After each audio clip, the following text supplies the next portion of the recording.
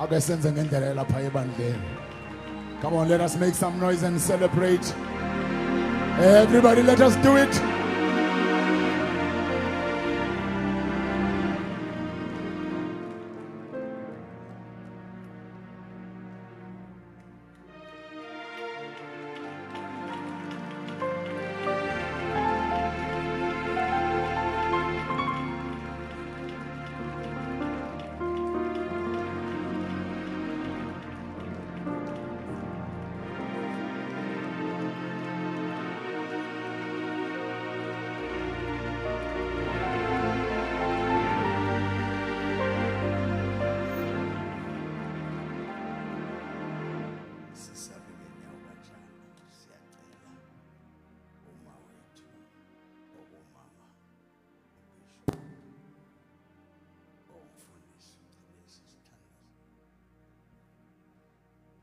Uyabongeka uNkulunkulu, uyabongeka Dwala lensindiso yethu.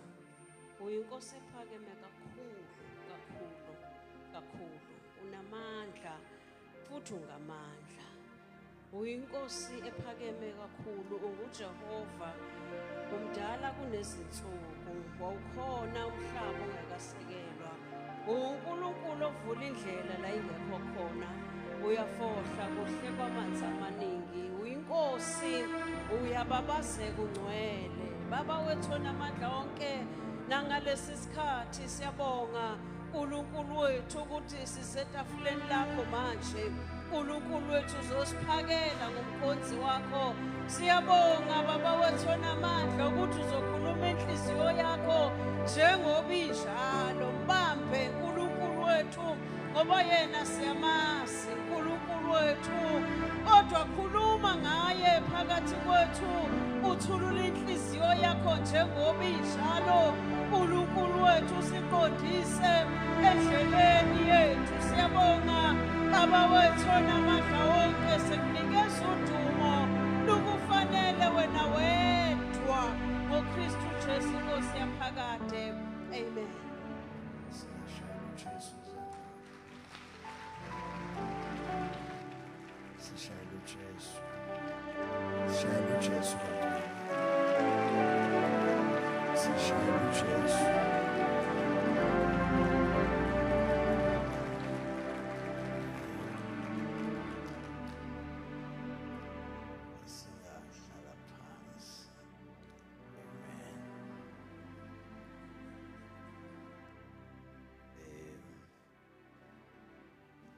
Ngithathe leli thuba ke bangcwele ngibingelele Apostoli Baba, ngiyabingelela ncebo yenkosi. Ngibingelela uma wethu, ngibingelela izisebenzi zonke zika Jesu ngokwama offices wonke azo. Ngibingelele ibandla lonke lika Jesu. Sanibonani bangcwele, sanibonani. Ngibingelele unkosikazi wami, oba umngani wami futhi aphinda abe usisi kimi. Ngiyambingelela egameni lenkosi uJesu. Amen. Thathe leli thuba ke ngibonge Apostoli ukuthi unginikele leli thuba ngoba ngimiswe uwe kule ndawo.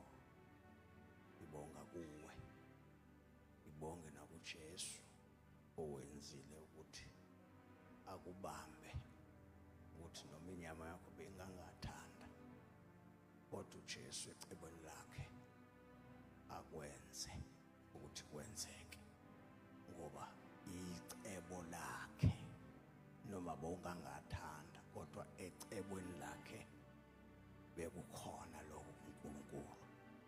Siyabonga kakhulu Baba, noma akuyona into encane leniyenzayo, ningangazi nokuthi mangingakhuluma nje la kulendlu mhlambe kuyochitheka wonke kodwa nethemba uJesu ukuthi uyokhuluma yena ebantwini bakhe, akuyona into encane. Siyabonga mfowethu, ngiyacela ingcebu kaNkulunkulu noma sibashele isandla bazalwane.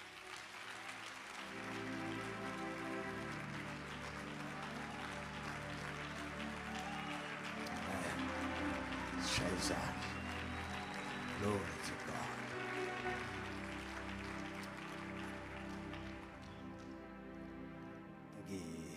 Igama lami ngebangcwele ngiuchiliza isibongo ngokwakachiliza ekhaya ke kusemandawe njengoba umpostoli eshilo ngiqashiwe ke ngaqashwa uJesu ukusebenza ngase ngisebenza ke esontweni elithize ngale ngasekhaya ke ngisebenza kulo ngaqashwa ibona abazalwane ngaqashwa na uJesu ukuhamba ke umhlaba wonke ukuthi ngimemezele indaba ezilungileyo. Amen. Ngasindiswa ke ngaqala umsebenzi wenkosi ngo-1997 ngishumayela ivangeli ngiphumela inkosi. Anginayo into engangaba nayo ethiwa i-payslip solongazalwa ke baba noma ngasebenzela inkosi ngibamba amatoho ngeke nginichazele ukuthi ngangisebenzaphi ngoba umuntu abazali nabasiniswe bamjaja ngento asuke ayisho.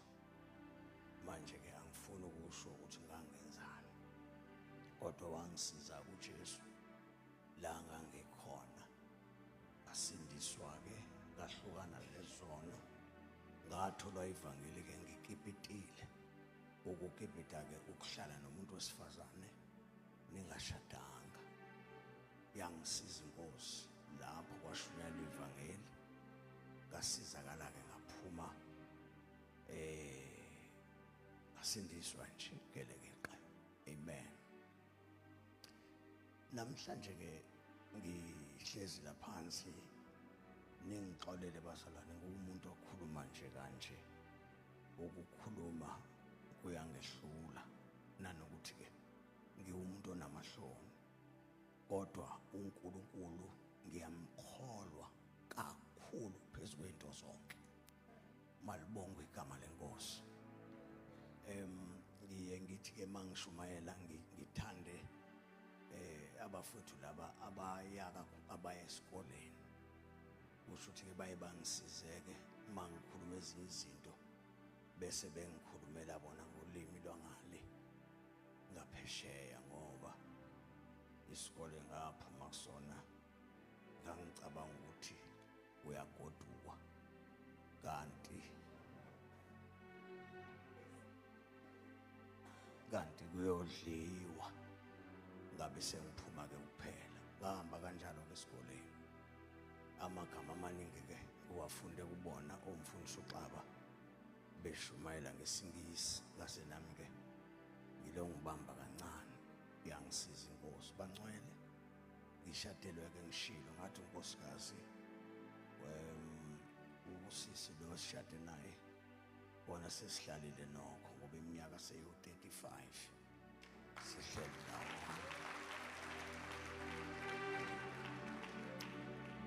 Amen. Ningibekezelele bazalwane, ngifuna sikhulume into eyokusiza noma sengahamba emhlabeni, kodwa iyosala kusiza. Angiyena umuntu mpostoli oza kubantu, ngisuke ngize kumuntu. Ukhona umuntu osuke efuna uNkulunkulu ekahade efuneka, uhleze khona la esontweni, kodwa inkosi lokhu ibufuna ungahlanganwa naye. So ke mina ngizele loyo muntu, noma bengangizwanga abanye akungikhathazi ngoba usuke ngizwa lo engize kuye. Malibonge igama lenkosi. La bazalwane ngilalele ukuthi size emthandazweni, angithi bangcwele Ngifuna sithandaze namhlanje sinokuqonda. Mpostoli sekunesikhathi eside kulendlu kunabantu makuthandazwa izinto zabo asiphumeleli. Abaningi baze besola ubuholi ukuthi abaphumeleli bona futhi abasizakali. Abantu basizakala nangala kodwa bona abasizakali. Ngiphethe impendulo yokuthi kwezinye izikhathi akubona ukuthandaza okuyokwenza umuntu loyo engikhuluma naye aphumelele njengabanye. Yena laba abanye mabethandaza banendlela abenza ngayo mabe emthandazweni, bese inkosi ibeswe ibaphendule. Malibongwe igama lenkosi. Siyothandaza nawe mzalwane, sithandaze ufuna lento oyifuna ungayitholi, kanti indaba yakho nje ilele la ngizokhuluma khona namhlanje. Nginezinto ezimbili bengifuna sizenze before ngehle kule ndawo, ngoba ngifuna sithandaze. Mpostoli, ngifuna sithandaze kwangampela. Lokho esokuthandaza akukona ukuzogcina la, kodwa yinto ezoqhubeka noma usuwedwa. Wothi noma engekho umpostoli noma engekho umfundisi, kodwa lento ibile ngaphakathi. iBhayibheli wesifazane uSamaria wake wayithola lento. Lithi iBhayibheli eswini sakhe wakugobhoza imifula. Lo wesifazane lithi iBhayibheli wagijima ememeza. Wayengathanda ukumemeza ngoba isimo sakhe sasingamvumeli ukuthi wayengamemeza, ngoba abantu babemazi ukuthi isimo sakhe sasinjani. Kodwa kwathe makungena into yasezulwini yamenza wakhuluma noma engasathandi, ngoba lento maseyibila la ngaphakathi isuke ingasamfuni umfundisi, isuke ingasamfuni umongameli, isuke ingasamfuni ubishop, isuke seyibila yona ngoba ibhodwe. Make walipheka uwedwa kuyosiza noma sohlangene nabantu. Awuyuphampwa ngoba lento iyosiphamba ngokwayo. Malibongwe igama lenkosi. Bekunento ke mpostoli ebengithi kule mizuzwana okunike yona, bengiyothatha iplug, amaplug ayi2 lokhu nje lokho okunamakhanjana amathathu, bese ninginikeza indawo la khona kuplagwa khona, bese nikunqume nikuhlube ngale ngaphambili, bese phinde futhi ningenzele okunye kwesibili, bese sinako singakuplagi sifike sikubeke eduze kweplug. Bese uthatha umuntu oyi1 uthi akahamba afika abambe lezantambo zontathu njengoba zimile sithe lezantambo ziplagiwe, bese ufaka uon lapha. Uthi nje akathinte leya ntambo ubothi kuzokwenza kanjani, kuzokwenzakalani.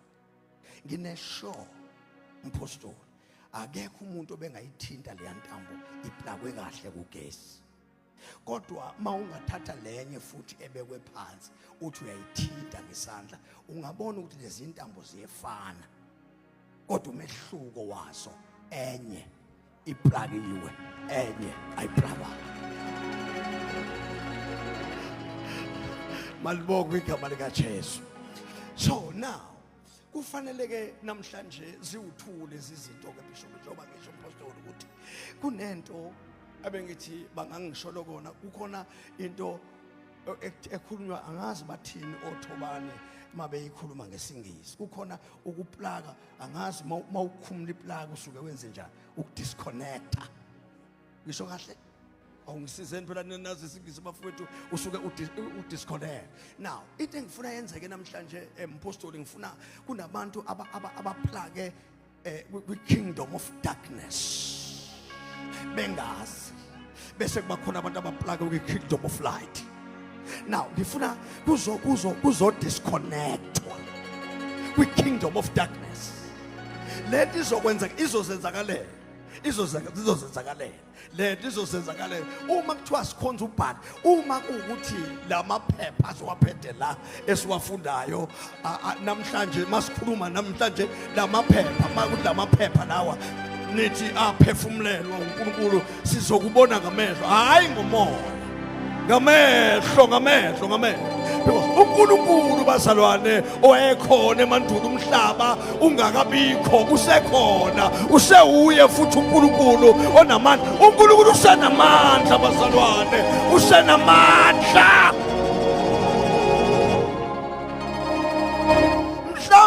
mhlambe mpostoli into ebeyenzekile kuleya plug eplakiwe mhlambe ngenzeka ukuthi beyi-off siyathandaza kodwa kuyabonakala ukuthi umlilo awukho kwenze njani iplug iplakiwe kodwa umlilo i-off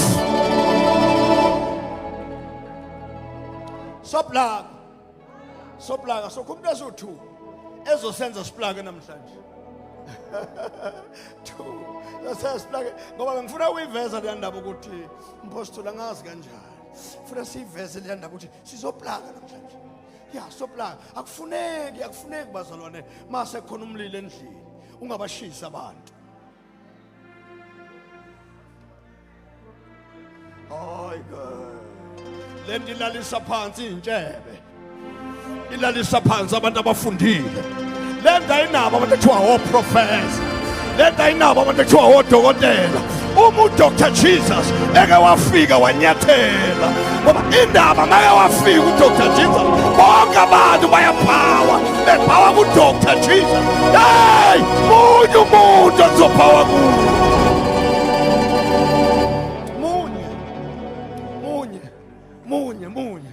munye thomadolonke nezilimi zonke and zizovuma noma bekuthiwa umuntu noma kuthiwa umpostoli noma kuthiwa bezohlinzwa kusasa ube sizokhuluma nje angani sizokhuluma nje awebazalwane kanti umpostoli Paul babe uNkulunkulu yini bona umpostoli Petro babe uThixo yini bona uma umpostoli basebenzisa amathubu bedlula ngethunzi nathi engane singabapostoli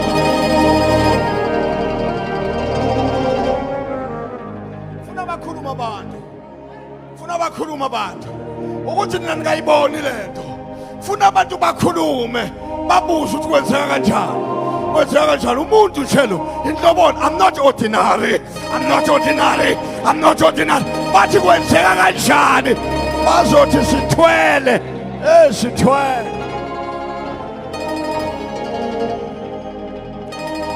uNkulunkulu efuna ukwenza izinto emhlabeni akuzokwehla ingelosi khona thina never ayikho ingelosi ezogijima la khona thina la kubekwe thina la uNkulunkulu uyazi la esezulwini ukuthi akanakwenza lutho ebeke thina la ubeka umuntu phezu kwabantu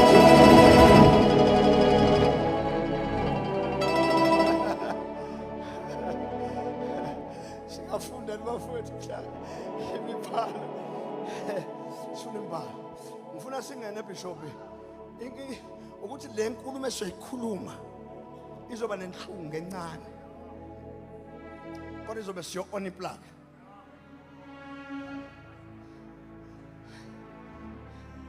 inenhlungwana kodwa fanele si on iplug ngeke bafethu ngeke mina ngangabona isimanga uyazi ukuthi into enzakalayo abantu abangasingiswanga bavele bakhulume ngegama lika Jesu ukubenza imanga sinike kanjani ithini lento kusho abantu abasilibele kuvele kuvukisa ngoma nje sivele sithandazela abantu sikhona thi uyazi mangibuka lento mpostoli engathi ngavele into eyenze lento ukuthi mhlambe thina sisuke salala ibandla namandla ibandla ukuthi alazi uma uNkulunkulu bazalwane ekwazi ukuwehla uNkulunkulu mawubuza umuzi wakhe ungambuza umuzi kaNkulunkulu umuzi kaNkulunkulu ungawubuza ukuthi ukephi uhlala kuNkulunkulu kanifundela phela mina iBhayibheli lona leli. uNkulunkulu khona abamchaza kahle bathi mabe sebeshumayela bathi makahle bathi uzipha uvalwe ngoba emzimba yenu itempele.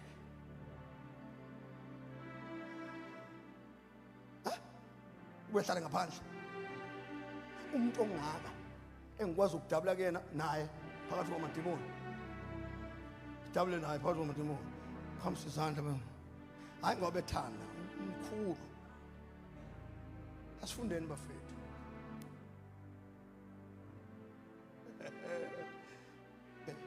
Well, Mom Bishop, ngicela ungifundele Matthew chapter number 5 verse number 44. Sibuke le ndaba bese ke sithandaza. Angazi ke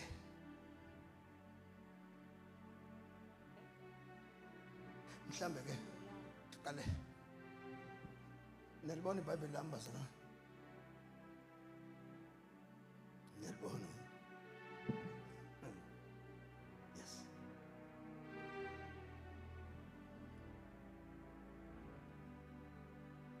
Yabona mesa yabona iBhayibheli no Genesis to Revelation. Uma le chapter nike nayiphasa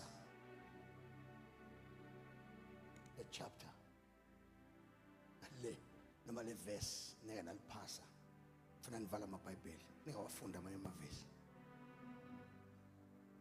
nobe nilifunde lonke iBhayibheli naliphasa uyokhomba inkomo iphukile uthi in the name of Jesus inkomo qhuma ithambo hlangana makuwaphasa lavisi awu2 mawufunda Matthew 5 verse okay, Luke chapter number 11 verse 2 qala izwi lakho lenkosi lilungele ukufundisa nokuqondisa khuluma ngalo Nkosi ebusuku kuze kwenzeke lokho okufunayo in the name of Jesus, amen. Luke 2:11. That's correct. Ngale silale kahle ukhona nje indawana ngifuna Luke amount. Yebo, Luke 2. Luke 11 verse 2. Sorry, 11 verse 2. Qale lapho.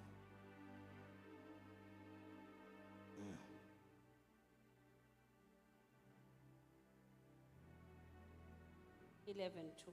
Yes. uJesu wathi kubo, uma nikhuleka anothi Uma nithandaza anothi. Yep. Baba Angithi jwayelekile le. Angithi nijwayele. Alright. Kusho ukuthi izwi likaNkulunkulu lijwayelekile. Nijwayele la ngithi. Kusho ukuthi izwi likaNkulunkulu njani? Okay, ngicela ungalijwayeli mina. Funda. uJesu wathi kubo, Jesu wathi kubo uma nikhuleka uma nithandaza anothi funa nithi Baba Baba igama lakho igama lakho aliphathwe ngobungcwele aliphathwe ngobungcwele umbuso wakho umbuso wakho awufike awufike siphe ukudla okwaneleyo siphe ukudla okwanele imihla ngemihla uyimihla ngemihla ya sithethelele izono zethu olela izono ngoba nathi siyabathethelela bonke abasonayo ungalifundi mambishop mawungayenzi lonto wena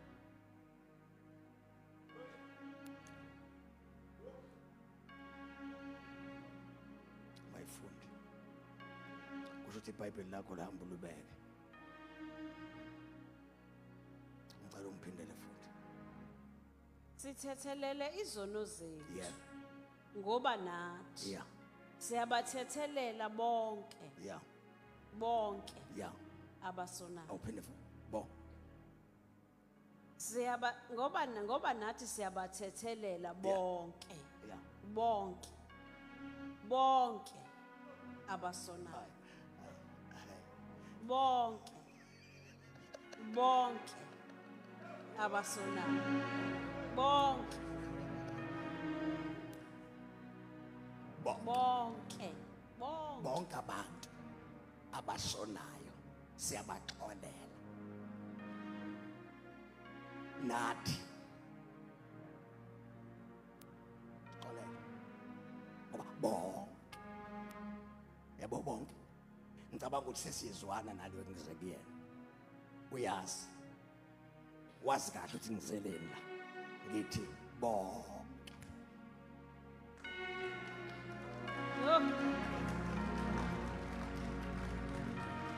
Edela sisaya ya wathi kubo ake ngithi unomngane cha uqedile ndaba seyiphelile iphelile nizwethini yabo khona engilithandayo elikhuluma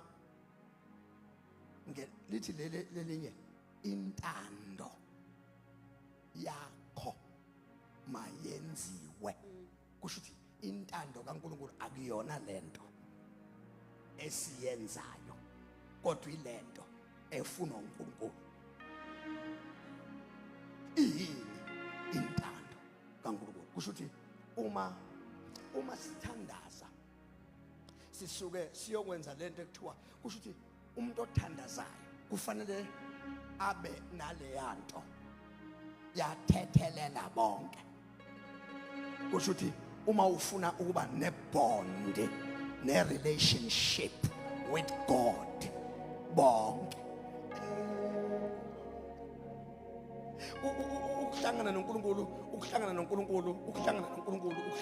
angithi umthandazo ingxoxo between man and God ingxoxo kusho uma uthi uyemthandazweni angithi niyabo sizohlangana la manje ngithi ukuthandaza kahle kahle kwangempela yiloko okwenza wedwa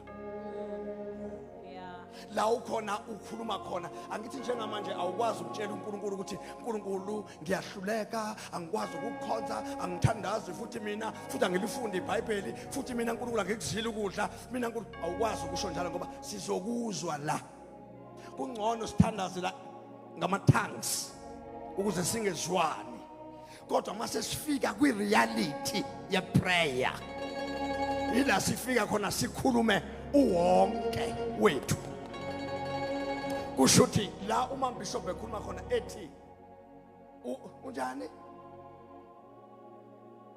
sibanjani abanjani abasonayo ya bathethelele bonke uyabona mfowethu uyabona othi ngixoxele uyazi ukuthi umuntu owakulimaza uyazi ukuthi uNkulunkulu ezokutesta ukutesta ngomuntu lo uyambona umuntu lo owathe kuyena uyazi ngiyaxolela mzalwane kodwa akube ne distance uyabona ke uNkulunkulu leyo ke i-out uNkulunkulu umuntu okonile ufuna abe la uhlangane naye emall uthi sawubona ungathi sawubona enhlizweni kanti awusho ukuthi sawubona kusho ukuthi mawufuna i-relationship wena noNkulunkulu make sure ukuthi your heart is clean because uNkulunkulu uhlala enhlizweni yomuntu awukwazi ukuthi uThixo la ehleli khona kunento enzondo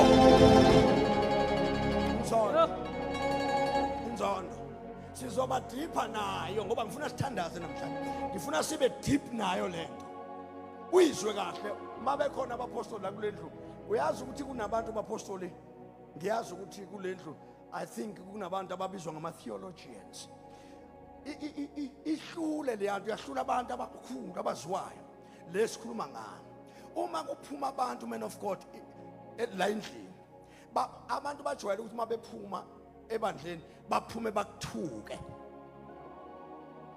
akukancane makuthi abantu mabephuma ebandleni baphuma kube right mabephuma abantu baphuma bakuthuke mawuke wathuka back kusho ukuthi ukuthuka kwakho back kusho ukuthi umile uhambweni angithi uhambo lo njengoba uhamba usukuhamba noNkulunkulu manje babekuthuka abantu kusho ukuthi wehla kwi Mercedes Benz wehlele emhlabathini umisa imoto njengoba umisa imoto indlela yakho ayisahambi umile and uzothi uma bese ubheke emuva ubheka abantu kusho ukuthi indlela yakho iyashodeka ishodwa abantu abangakubizanga ishodwa abantu abangakubizanga abantu mabekhuluma basuke bekhuluma ngawe kuyenzeka abantu bakukhulume kabi kanti bayakushumayela Oh yes. Yeah. ayikho enye indlela abantu abangakushumayela ngayo ngoba uma bethi umuhle abezwa abantu kahle kodwa kufanele bathi abantu bubi ukuze abantu bafuna ukubona le ntembi mabefika kuyona ngabathi kanti le ntembi nje umuke waphendula limazi icele iphinde mambishobi bese sivula la verse bese ngihla Sithethelele izono zethu xolele ngoba nathi siyabathethelela bonke abasonayo. Ungasiholeli ekulingweni. mambishobi sikhuluma ngentando kaNkuluNkulu bengifisa abafethu ukuthi ngikhulume kahle nami njengomfundisi ofundile oqala indaba kahle esenayo abesefika conclusion sho njani so ngiyethanda i-right inabantu futhi yeah so mina ngifuna siphuthume lento ngoba mina ngiphuthuma umuntu ozozaphume la hambe ngenxa yesikhathi funda ke mabishop 544 544. yeah Mina ke ngithi kini yeah anothanda izitha ngicela zenu. ukubona ngenhla kancane 43. yes Nezwa nokuthi yeah kwakunomthetho othi kusho ukuthi uMoses washa umthetho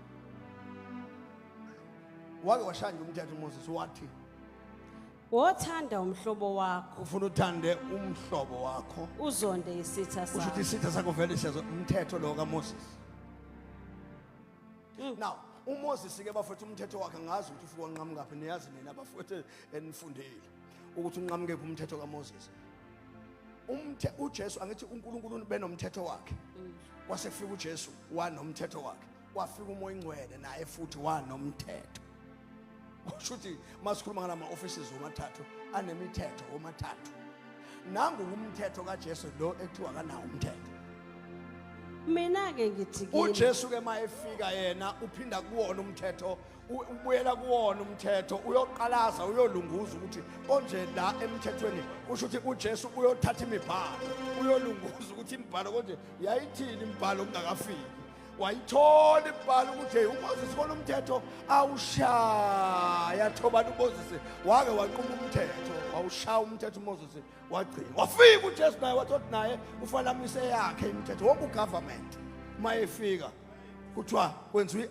amendment kushintshwa imithetho kube eminye imithetho isho right kodwa eminye bese icindeselwa eminye angithi bafethu now lithi iBhayibheli mayefika lo baba uJesu lo ovele wasifela kuqala uJesu ningakhohlwa abazalwane ukuthi nina naningakazalwa uJesefa uma singabuza imibuzo sibuza abantu abaphambili sithi uJesu njengoba kuthiwa wafa 2000 years ago wayefela bani ngoba thina sasingakabikho singayikhuluma leyo sibe deep nayo futhi ukuthi uJesu wabona ukuhluleka kwakho wakubona ukuhluleka kwakho 2000 years ago now angithi awazi ukuthi uhluleke phi wena uzake sethiwa nje umuntu uyasindiswa ngithi wasindiswa ke mawusindiswa kunezinto ezifihliwe ngawe ezingaziyo wena nje usuka la emhlabeni uye ezulwini awazi ukuthi la emgoqeni khona ethiwa ama potholes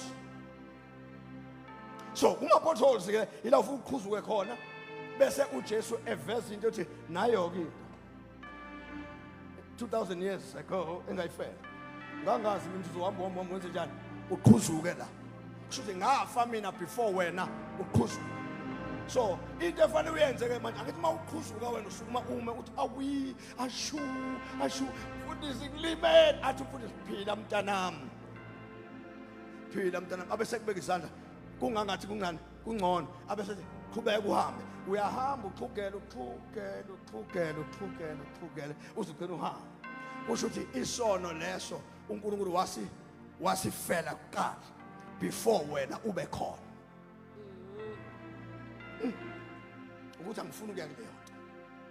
Right, funda. Nezwa nokuthi Nezwa. kunemthetho othi Kwakunomthetho othi wothanda umhlobo othanda wakho umhlobo wakho uzonde uzonde isitha isitha sakho. sakho. Mina Mina ke Jesu ngithi ngithi kini ngithi kunina anothanda izitha zenu thandani izitha zenu. nibakhulekele labo abanhluphayo Ayikho mambishop lo. yikhona niyoba ngamadodana kayihlo osezulwini. Ayikho leyo nto isho.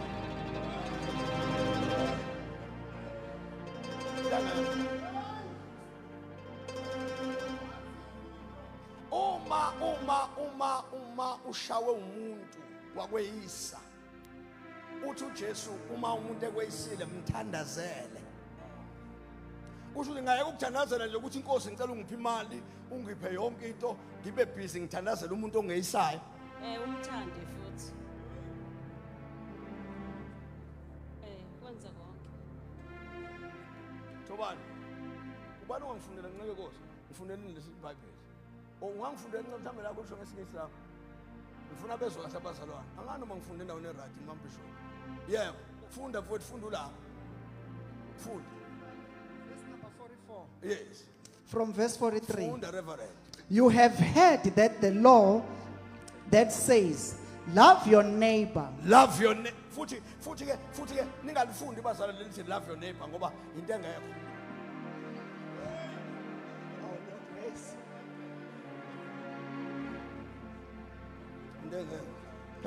Phela umuntu owakhe naye incebe Nkosi uyadelela nje. Wabekwa uNkulunkulu ukuthi akweyise. Nibanga ukuthi uchitha amanzi kwakho. Umuntu omakhelwane wakho indlela mawufuna ukuya ezulwini idlula khona. Ayikho enye indlela futhi. Noma ungathandaza uzilile ukudla noma ungakhuluma ngelimi. Ufuna ukukhuluma ngelimi uqede ngoba nebona basihlangene la sikhuluma ngelimi sitandaza. Sisaka omakhelwane bethu. Uma singayiphasanga leya sisazophinda khona futhi elimini size siphase. Ufanele siyeke ilimi siphasa umakhelwane bese sisho ngelimi.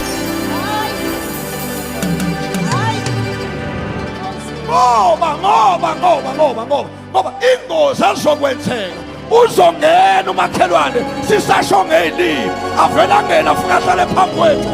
Uma ehlala phambi kwakho isho ukuthi ilimi ziyanqabuka. What are you? Ukukhuluma ngelimi ungabuyisene nomakhelwane.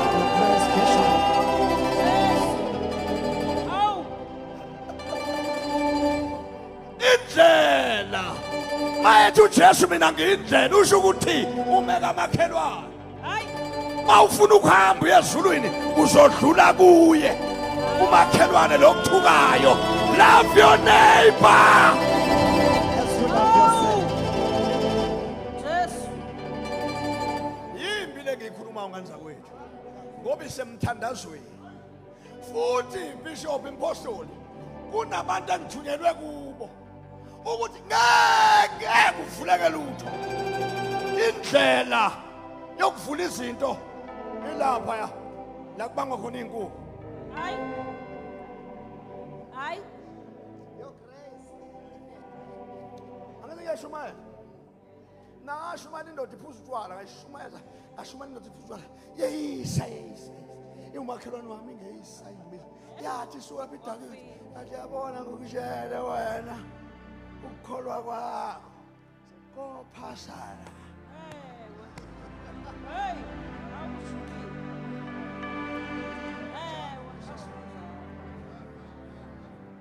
Uyazi bazalwane lo muntu othi ukholwa kwami kophasana angumsabi noma ngimbuka. Ngiyabona ukuthi makuba ngisenyameni awukodwa Nkosi yami. Kodwa ngibanjwe lo Jesu wenu. Lo baba lo ukwazi ukuyibamba indoda ibe intothololo.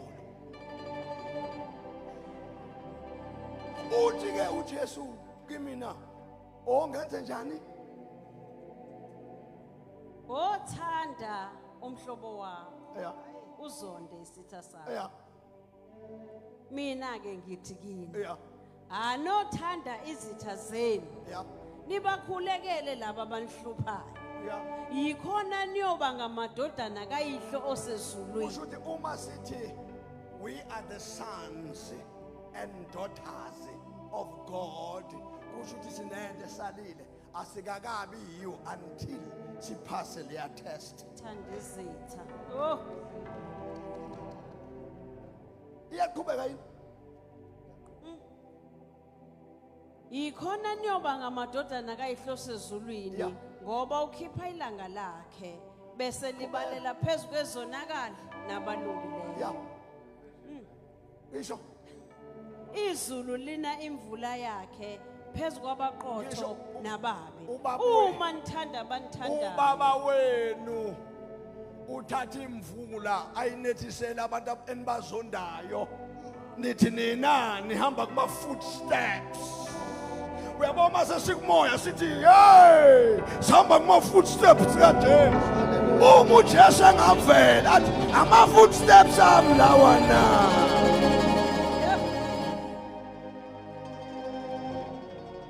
Awu Jesu.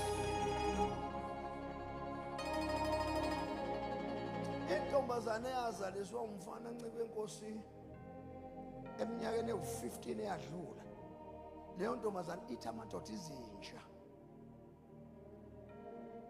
Uyazi sesizalise thina. Ithi amadoda izinja. Uyazi indaba? Ithi amadoda izinja. Ingoba yalinyazwa. Yazaliswa ingane. Yazonda lo muntu yaze yasindiswa naleyo nto. Yangena esontweni yafika amadoda esontweni yawabona amadoda ayimosha. Yangadlula lento. Kushunyelwa nayo ithandaza nayo lento. Ifakaza nayo lento. Ayilapheki lento.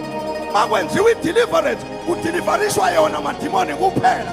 Kanti kukhona amadimoni akamoya.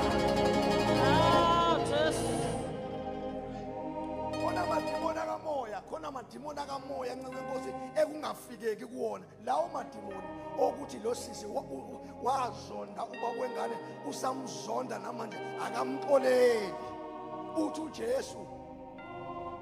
Awu Jesu, anothanda izitha zenu. Nibakhulekele laba abanhlupha. Yebo. Yikhona ke niyoba Nibathandazele ngamadodana abantu abanjani?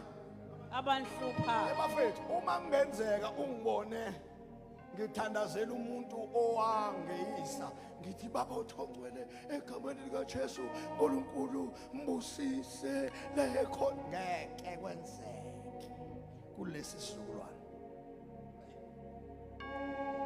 Akulula. Yinto engelula singashumayela nayo leyo bafethu uma uNkulunkulu engafika kule pulpit asifice afike abuza athi mfana wami wenzani la ngithi inkosi ngiyashumayela athi shumayeza ba ngithi ngishumayeza abantu abesethi yini lento esenhlizweni yakho ngithi inzondo athi uqonda ukuthi abantu bama babe nenzondo nje kunenzondo nje angani wena uma ufunda uMante wakuphuma uMante uphuma wena.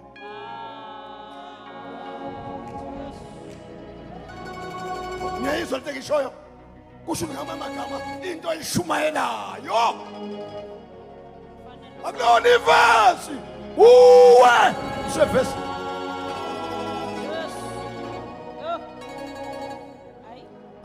angazi mpostoli bengizokwenzani mhlawumbe khona abantu lekhetha lambe manje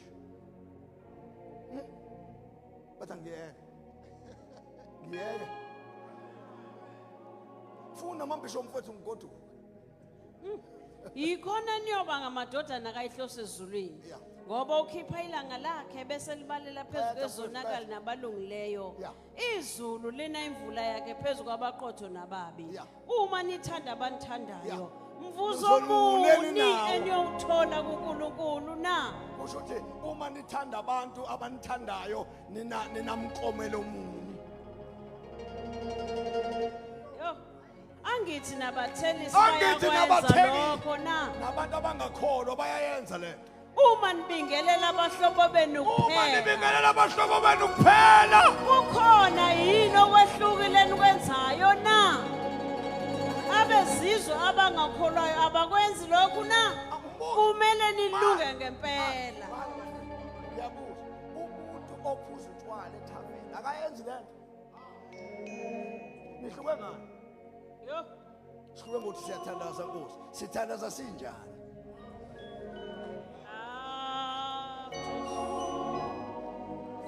Yini umehluko yipi measurement esingathi masiyidonsa i-measuring tape simeasure umuntu ongakholwa bese simeasure bafethu umuntu ongakholwa uthenga ikhaseli laka exabene nomunye ngayizolo afika athi mfowethu ngiyabona mfowethu ngishayisile izolo kodwa mntama hayi mfowethu ngithe angizokugeza nayi ikhaseli laka. hayi. What about you with Jesus?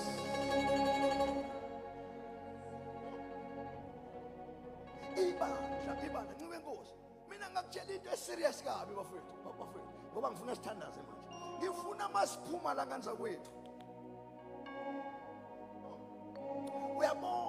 uyabo uma ungaya ungaxoxela umuntu ngoba sibazana sonke la ngithi uma ungaxoxela umuntu uthi asambe siye ensindisweni xoxela umuntu asambe siye ensindisweni uzokubuza day 1 athi ihluke ngani ngoba kukhona abadla ngale othango mina ngintshela iqiniso cishe ngashekile ngintshela iqiniso khona abangale kothango abangangeni la one Father Jesus kodwa abangeni la abakufuni noma bakubone igama phela lithi ukusindiswa ukusindiswa wonke umuntu usindisiwe kodwa umuntu osindisiwe yilo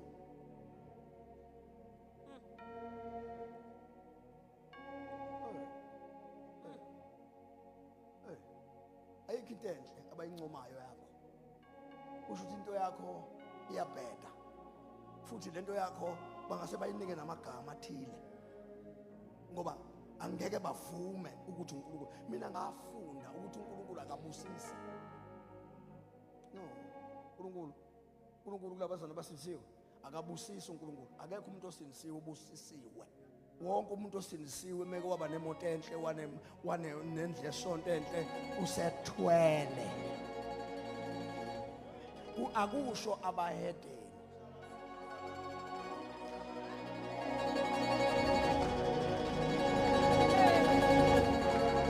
hayi bazingisha inyoka ohlanzela kuyo hayi.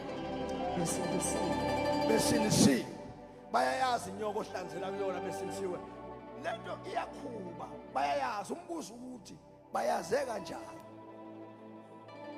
bebeke phi babone kanjani kusiba iphathe and yenyoka Oh, hallelujah. your grace akekho umuntu ovumayo athi uJesu uyabusisa kulaba basindisiwe mana basindisiwe bayathuka bakuthuka bekubambe la bakuthuka bekubambile wena ungazi ukuthi abanye abaningi basondela kona bahamba nawe kanti kwesinye isikhathi abahambi nawe bathunywe abanye ngaphandle ukuzocheck bafuna ukungena ngisho emakamereni amakamero lawe silala kuwona bafuna ukungena kuma bedroom bangathi bayaklina hayi ngoba beklina bafuna ukubona inyoka Hayi.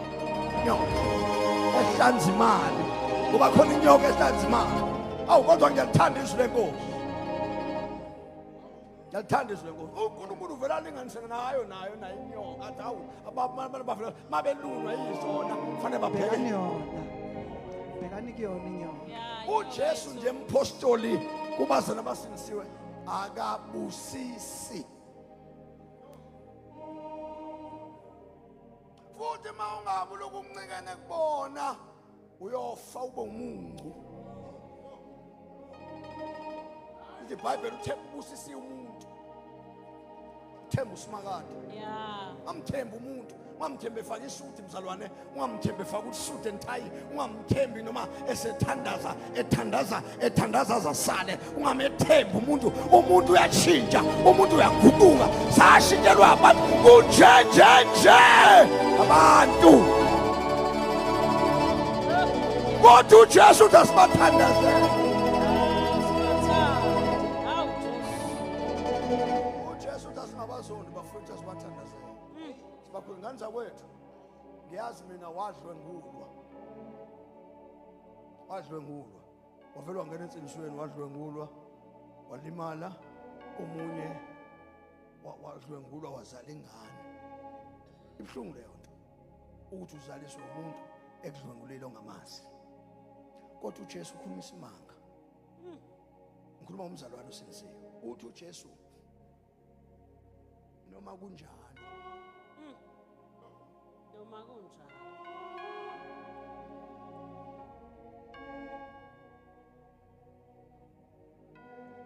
Love your neighbor and hate your enemy. But I say to you, love your enemies. Pray for those who persecute you. iBhayibheli lithi love your enemies. Yes, Izitha zakho your enemies. ufuna uzithande. Yeah. Zonke. Pray Hayi for sodwa zonke. yes, enemies. Phosoli ngicela ukuthi ngithandaze manje. Uyazi phosoli ngiqinisile lento engiyishoyo.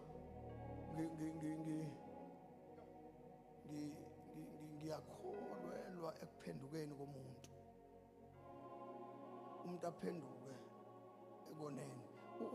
Ukona kona lento esihlezi sikhuluma ukuthi ukujola. Uyayizwa lento? Ngitsheleni bafethu ukuthi umzalwane osinisiwe uhlukene nezono kodwa uzonda umuntu. Embozo uyazi ngiqinisile into engikhuluma bafethu? Qinisile. Are ngesontweni elithize ngiyobuza ngithi ngicela ningixoxele ukuthi obaba obani basezulwini bathi ngithi uma ezulwini kanti kuyayiwa kanjalo ngiyekeni mina ngiye-tavern ngiyophuza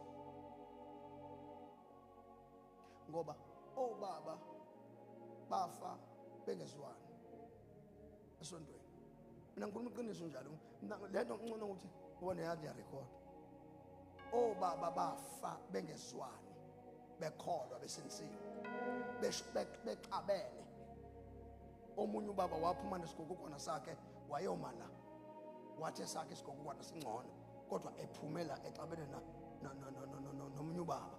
Waphuma nomunye ubaba futhi isigogokwana sakhe wayomala exabene nomunye ubaba. Kusho ukuthi intshumayelo iyaqhubeka bayayishumayela. Umbuzo uthi abantwana beza ngemuva kubona bafundani? Kusho ukuthi bafunda ukuthi obaba masebefa.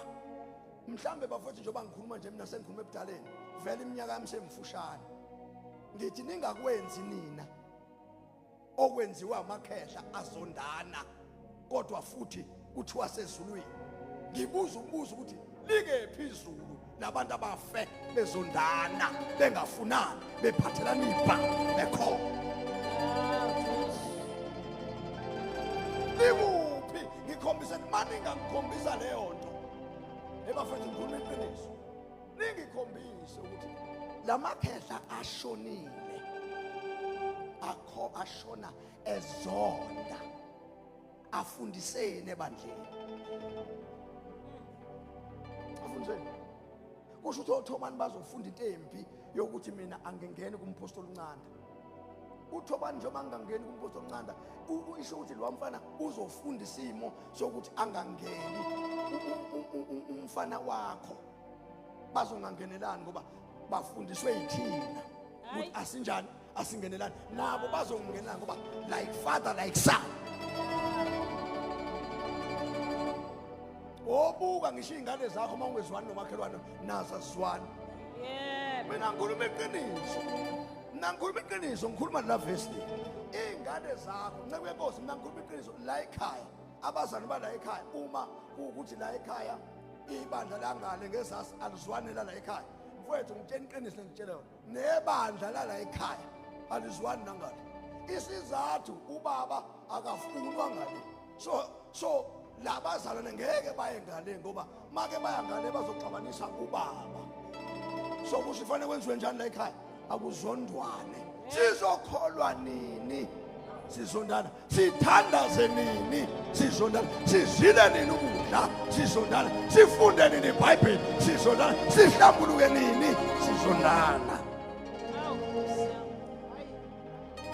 sukela namhlanje ngani zakwethu ngikhuluma ebudaleni uma le nkulumo engiyikhuluma phakathi kwenu ingaveli kumoya ingcwele akayicishe umoya ingcwele ningayizwa kodwa iqiniso ngani zakwethu siyoshaya abantu abajolayo sibashaye akujolwe esontweni hey bafowethu umjolo esontweni mhlawumbe ungcono unenzondo zonda umuntu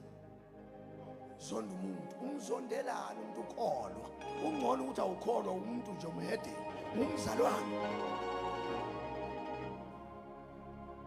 yimbi le ngoba ize yenzeke kwakhona la endlini uthola ukuthi abantu bayakhonza kodwa banjani bazondana emasonto kuze kubangwe ngisho ukuhlabelela lapho kuhlatshelelwa kubangwe kuhlabelela kubangwe into engenasebenzi walutho kuhlabelela nje kubangwe lo nto umfundisi uthanda usibanibani akamthanda usibanibani umzalwane azahline esontweni akangene kunamamutsi umzalwane onamamutsi ekhona yini esontweni makunje kwenze njani esontweni asingangene elimini asizikline imizimba yethu uJesu walinyazwa emzimbeni wafa emzimbeni wavuka emzimbeni wagwazwa emzimbeni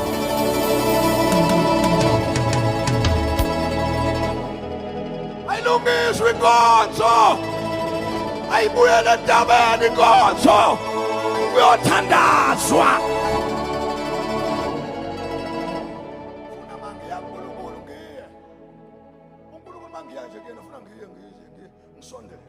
mangithi ngiyasondela uNkulunkulu ngoba ukimi kusendaweni so mangisondela uNkulunkulu angangibheki enhlizweni athotha ngifanele ufuna mangiyakena nje Nkosi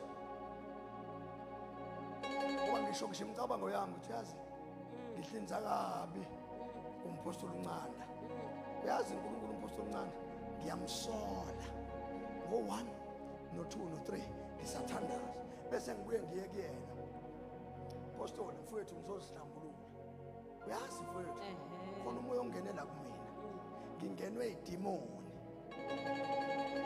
okokuqala ngiqale nganomona ukuthi uhamba ngemoto enhle bese ngingenwa idemoni mfowethu ngakusola ukuthi uyithathaphi imali njengoba mina ngingenayo angithi ngikhuluma iqiniso abese ngiphendula umpostoli uNcanda athi cha mfowethu bowulingwa engani mina ngiyasebenza nje bese ngithi awumfowethu uNkulunkulu angixolele bese ngiguqa phansi angibeke isandla idemoni lokuqala efana likhiphe la kumina lokusola izinto ezingangidingi bese ngisuka ngithi noma ngihlabelele unembeza wami engifakazela nomoya ingcwele efakaza kimi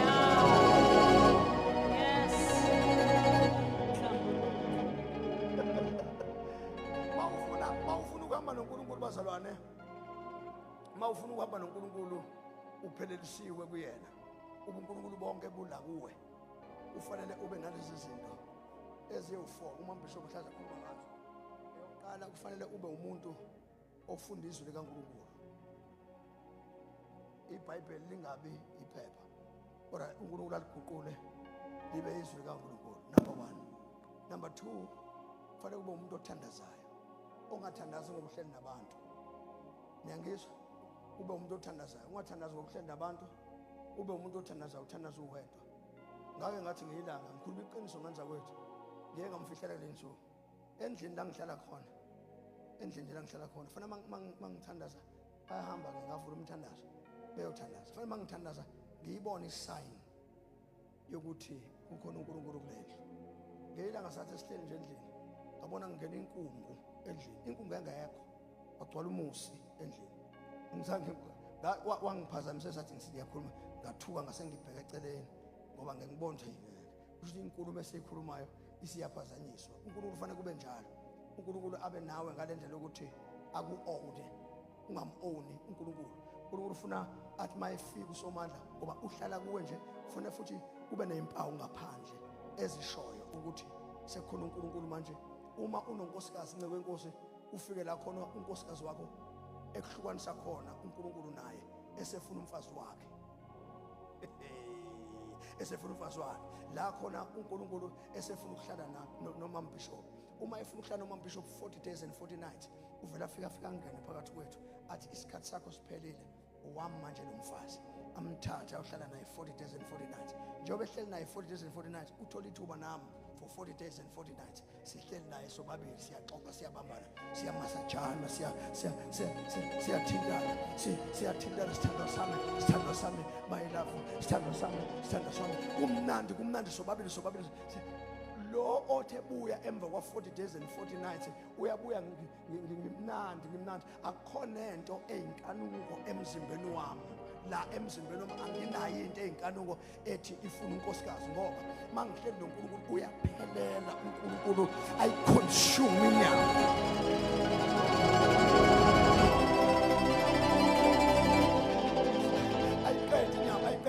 Ayiqede inyama, funa ayiqede uNkulunkulu inyama. So lezi zinto nje zo 4 kusho ukuthi njengoba ethi itafula nemlenze u4, itafula lifuneke ligunqe, funa libe nemlenze u4.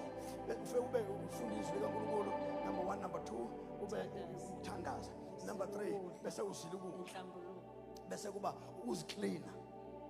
Kusho ukuthi uyazicleana, ayikho into ehlala emcabangweni yakho, awunayo into emcabangweni yakho embi nengcolile. Uyayikhuluma kuNkulunkulu noma yini, yonke into uyayikhuluma, futhi ushaya isikhathi la khona. Ungabe ubishop, ungabe umzalwane, ungabe umkhulu esontweni, akubamba umoya ongcwele, akuthathe, akhumule isigqoko, asibeke phansi, abe sethi kulalwa laphansi, silale sibhukuzisane naye manje, sibambane, sibhukuzisane. Ngingasafuni, ngirola, ngisuke ngaroliswa umuntu lapho, munye umuntu osuke ngiasharisha, umoya ongcwele engasharisha, ngiyagijima, ngiyakhala, ngiasharisha, uyangasharisha lapho, uyangigcwalisa uNkulunkulu.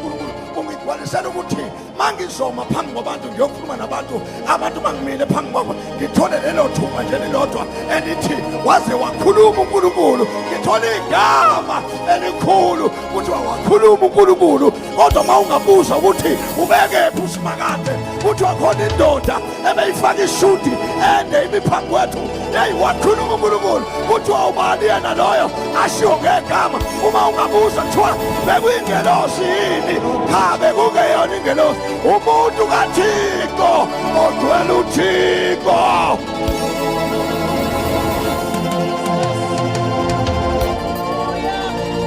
uThixo uyagcwala emntwini, uThixo uyangena emntwini aphelele.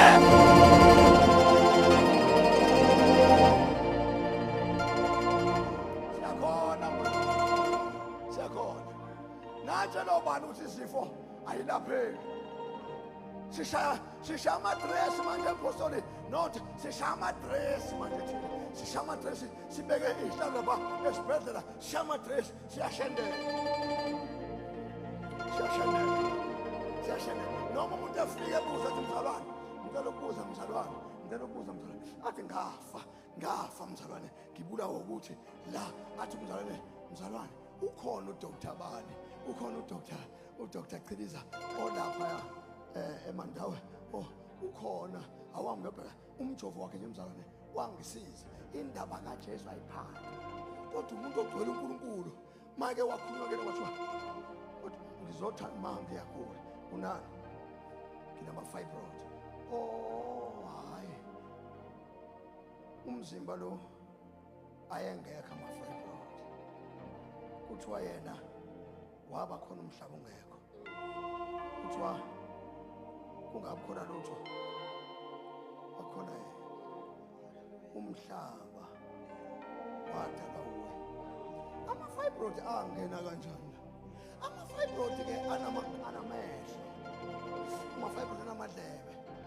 fibroid anenyawo, ama-fibroid anezandla. Mawuxoxa nama-fibroid ayaphendula. Umuntu ogcwele usimakade uyakhuluma lento ibe siyalalela lento bese iyahamba. Ngithi namhlanje Namhlanje.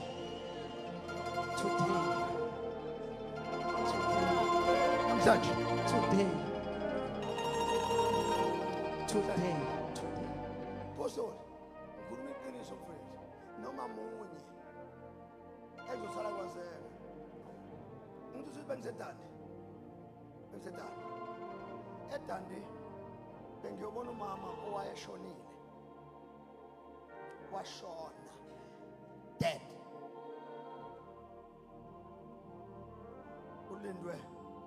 Walindwe imoto. Sengasekho. Azomlanda ngathi ngamlandi. Khona uqiniso njalo. Semlandi. Kathi valani bayathanda. In the name of Jesus. In the name of Jesus. Ngathi ayifuna in the name of Jesus manje. Yekani ukuthandaza. Ucingweni. Advalani ukuthandaza bawufana. Advalani loudspeaker. Bayifuna. Ushone ekseni. So bathi ukuhlala bethandaza ngathi uzovuka ilutho. Lathi balithambama ilanga ayibona ukuthi ayike akalandwe. Wakhona khuluma ke yena uMngcwele ukuthi khona umuntu kaNkulunkulu. Akangayi mushwali. Bakhuluma ngathi mtsheleni igama lakhe. Basho ngamemeza. Ngathi sibanibani. Vuka. Isikhathi sakho asikashayi. Safana uShumayela. Ngiyabonga baba ukuthi ungizwile. Futhi ngibonga nje ukuthi ungizwa njalo. Ngathi valana ucingo. Emzuzweni ewu5 ningifonela ngizobe sevukile. Bazana ngikhuluma iqiniso.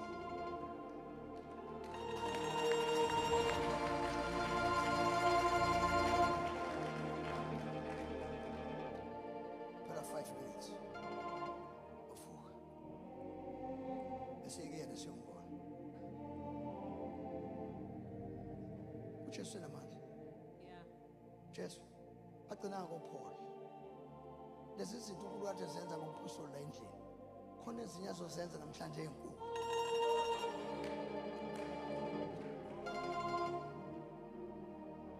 Sithandaze.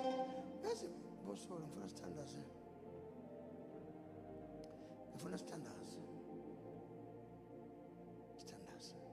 Ngifuna sithandaze. Inkosi zifike lapha kulento othi ngeke inyakaziseke. Izinyakazise ayikho into enganyakaziseki. Ngiyababona laba abazondayo ngifuna baphenduke. Angifuni bese la ngoba siyathandaza. Ngifuna baphenduke lapho la bekhona. Mawuke waphenduka la ukhona uyazi unkosona ngineshow phambi kaNkulunkulu. Khona abazona basoza kuwe bezokutshela ukuthi ayi uNkulunkulu ngidlulile. Ngineshow yalento. Ngiyakutshela ngathi manje mangibamemeza abantu ngithi abezela ngaphambili kwabona. Izinto zabo azenzeki ngenxa yenzondo. Serious. Ngabe bakudrive imoto. Ngabe abanye banezingane bazele ukuthi inzondo. Abanye abanabo abantwana bashadile kodwa ingane zibili bazonda uNkulunkulu wavala imoto wavala imisebenzi. Ingane zabo azisebenzi zavalwa ngenxa yenzondo. Uma sikaxekisa lawo mapoliti enzondo uNkulunkulu uzovula iminyango ubone izinto ongacabangi ukuthi uzozibona. Uhlele ekhaya namanje awufundi awusebenzi akwenzeki lutho inzondo. Xolela lo muntu owakwenza kabi mxolele vele nje umxolele mzalwane. Kunosiso la endlini umntanami ngamzala enkosini samzala enkosini wadlwengulwa wayeseqa umgwaqo esonakala elala noma nayiphi indoda yambamba inkosi umuntu owamdlwengulayo wathi mayisindiswa washo ukuthi yonke into imile. Yathi inkosi hamba uye kumuntu owakudlwengula ufike ukuthi ngiyaxolisa. Yasuka intombazane yashona khona yayothi ngiyaxolisa. Ikhuni leyo nto kuthina sizukulwane samanje. Uma sifuna uNkulunkulu asehlule ufuna sembathwe imfihlakalo sezulwini isenzisa izinto esingafuni ukuzenza. Ungenzi into oyithandayo kodwa wenza into ongayithandiyo. Njengompostoli Paul athi lokho engikuthanda angikwenzi kodwa lokho engingakuthandiyo yikona engikwenza. Kufanele sifike kuleyo level la khona ithi into ingavumi sithi iyavuma. Kuthiwa kuhambeke sithi siyahamba. Kuthiwa sithakathiwe sithi asinandaba. Akhona amandla kaNkulunkulu. Siyowabona kanjani amandla kaNkulunkulu uma singafuna amandla basukele thina singabasukeli. Uma sifuna ukubona uNkulunkulu esilwela ithi iBhayibheli siyothula thina. uJehova uthi uyakusilwela siyawuthula thina. Akuyona into esingayicula leyo kodwa into esingayihamba. iBhayibheli liyahanjwa kodwa iBhayibheli alifundwa kodwa liyahanjwa. Futhi iBhayibheli liyenziwa. iBhayibheli alikhulunywa liyenziwa. Namhlanje sizofuna umuntu ozokwenza izwi likaThixo ongeke alifunde ongeke alifundise kodwa ozolenza. Athi noma kuyashisa noma kuyabanda ngizolenza. Mina ngizoba iwalkie talkie. Ngeke ngiyenze into. uJesu Kristu waseNazaretha ngizoba uye ngisemhlabeni. Abantu mabekusha bethi uJesu utholakalaphi uthi uyatholakala ebandleni likaPostoli uNcanda. Babefika kuNcanda babubone uJesu. uJesu uyabonakala. Ubone yena ubone uThixo ubone thina ubone uJesu. Izokwenzeka kanjani lento? Siyayihamba siyayihamba siyayihamba. Namhlanje ngifuna sithandaze. Cela simene ngenyawo.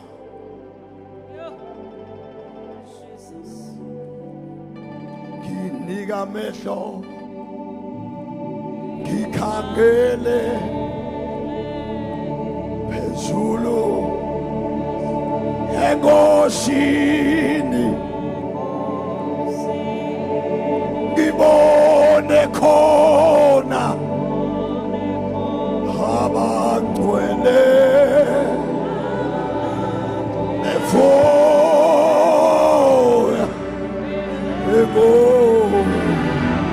enkosini.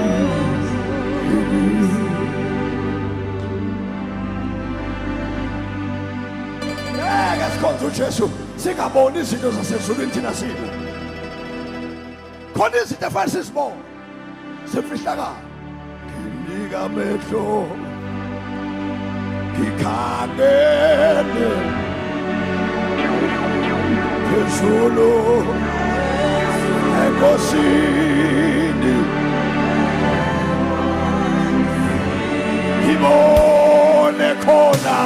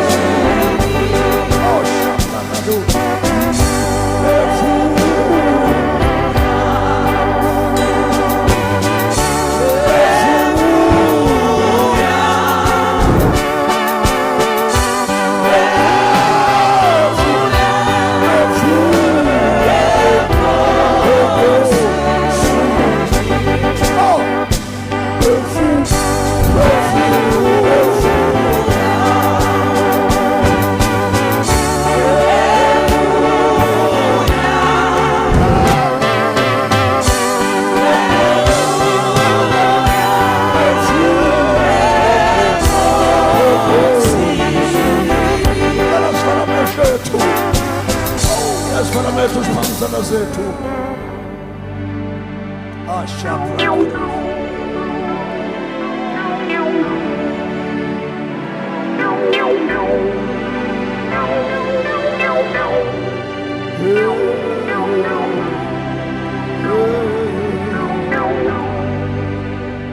Ashitapata. Sifana methu. We are about to pray.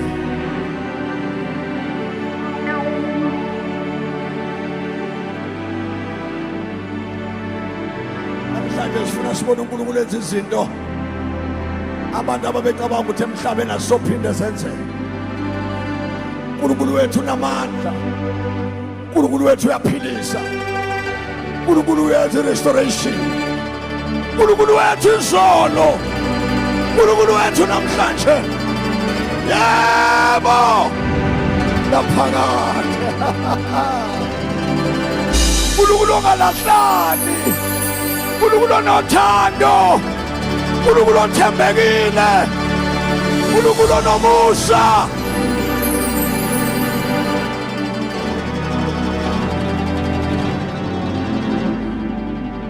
Funa sithanda sivule imilomo yethu manje.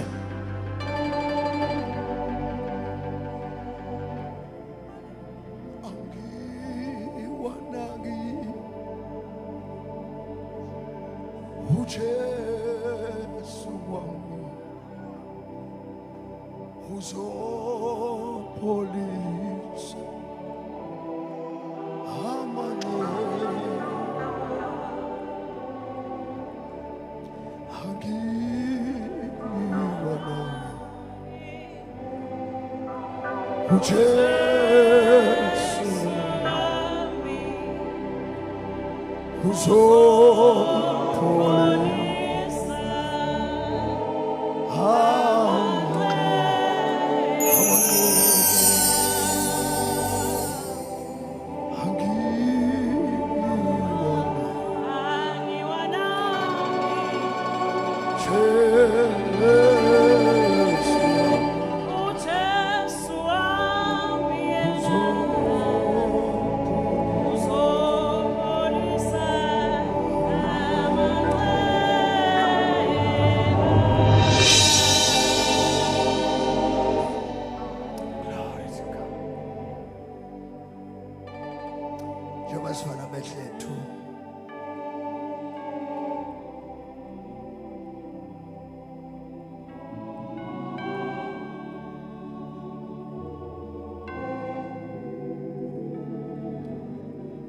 njengoba sivala amehlo ethu bangcwele kunabantu abayishumi bayi10 apostoli before sithandazela abantu bayi10 banale problem esikhuluma ngayo yongaxoleli asifuna ukwazi ukuthi yini eyenzeka ngicela abasuke la bekhona sisavala amehlo ethu ngibayise enkosini bayishumi kunabantu abayi10 engifuna ukuthandaza nabo enhlizweni yabo banenzondo siyathandaza nabanye ngicela abantu abayishumi baphuthume bese la bame babheke ngakimi. Thank you Jesus. Phuthumani bazalwane bayi10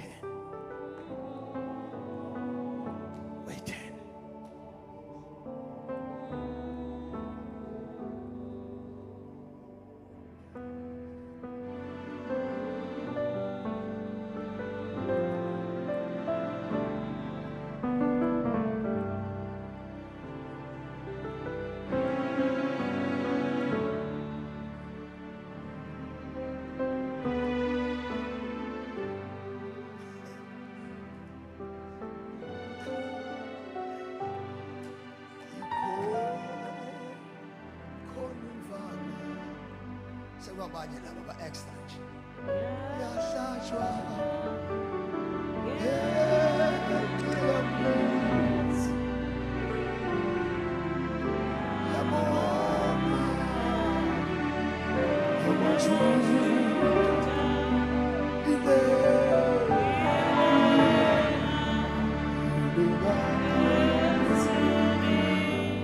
ngiyacela bantwana sithandazeni sonke sikasomthandazo ukuze singababheki bese ngithathela indoda kaNkulunkulu ngehle kule ndawo umsebenzi bengiwuzele nangumpostoli lo bewungelunga bethi bona babeyi-10 laba abanye ba-extra nje bese bethinteka baningi kahle kahle bengifuna 10 baningi impela nceke enkosi baningi but laba ba-extra abantu bazalwane kufanele baxolele abantu baxolele uJesu mangabaxoleli noJesu ngeke anixolele nize nazi ukuthi nani izono zenu maningabaxoleli laba nezeni izono asixolele cela niphambisana sethu mzeni mvalamehlo bafethu ngicela sithandaze ake sithandazeni nje bafethu sonke mpostoli sengehla man of God sengehla mfowethu umsebenzi benguzele la cabanga ukuthi uphelile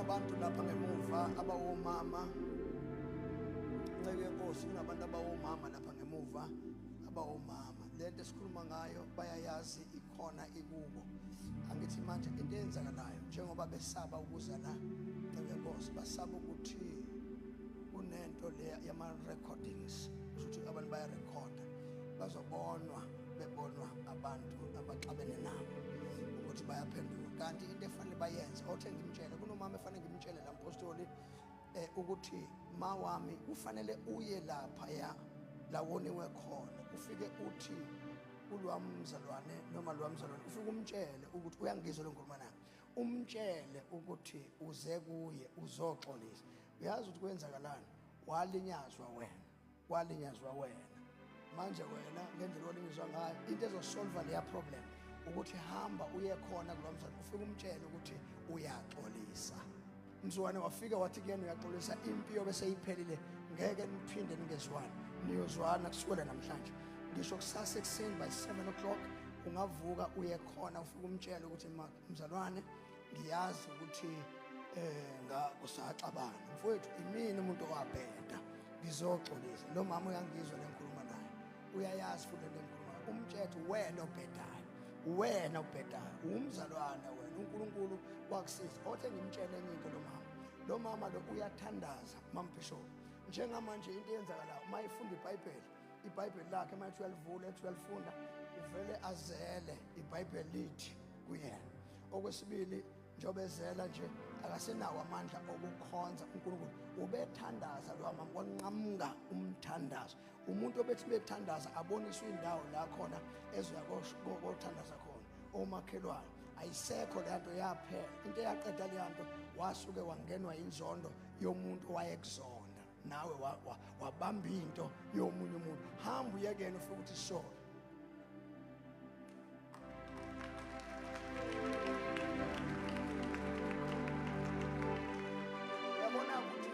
yabona ke bazalwane ukuthi masikhuluma ngento ethiwa i-healing and deliverance sikhuluma ngani i-healing and deliverance hlukene kaningi kukhona le siyaziyo kuwa kwabantu phansi bese kuba khona le niyibona le kufanele bahilishwe badeliverishwe kulesi spirit mabephuma la ba-healed and yabona nje kufanele bakhululwe emandleni okumnyama ukuthi bathi bekholwa bebazalwane kodwa babe nani nenzondo umzalwane akamzondo omunye umzalwane uma umzalwane ekuzondo wothi kuyena sorry imini umuntu obhedayo sorry ngiyaxolisa wena kubhede yena uthi wena sorry as long bazalwane ibandla likaJesu lizomakala kusuka namhlanje azini ukuthi umuntu kufanele wenze njani uxolise kuwe noma ubani owaxabana naye hamba uye kuyena ufike uthi ngiya lelo gama nje linzima alisho kahle ngisho kumfazi wami nami namsobabili usuka umsindo kungaphela mhlambe 2 to 3 hours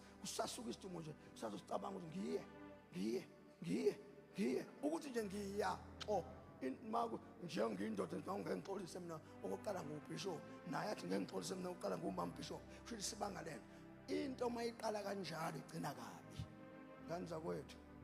God bless you. Oz apostle. Ngicela sishayele uJesu izandla bazalwane. Shayele uJesu izandla. Shayele umpostoli izandla bakunwele. Sishayele umpostoli. Hallelujah. Hallelujah.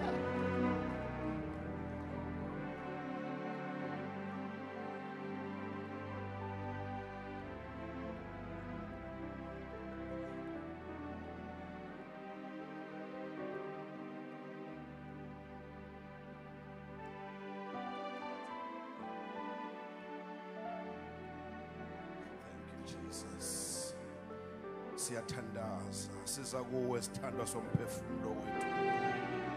uNkulunkulu oyikhonela ngokwakhe konomdala kunethu. uNkulunkulu oyikhona okhona ophila ngunaphakade ongcwele othembekile. Uyinkosi yamakhosi, uyinkosi engcwele. uNkulunkulu ovulayo ngabe khona ovalayo. Igama lakho lihle, igama lakho liyaphila. Khulume kahle ebusuku Thixo wethu onamandla. Saphila ngezwi lakho Baba onamandla. Siyathandaza egameni likaJesu Kristu waseNazaretha.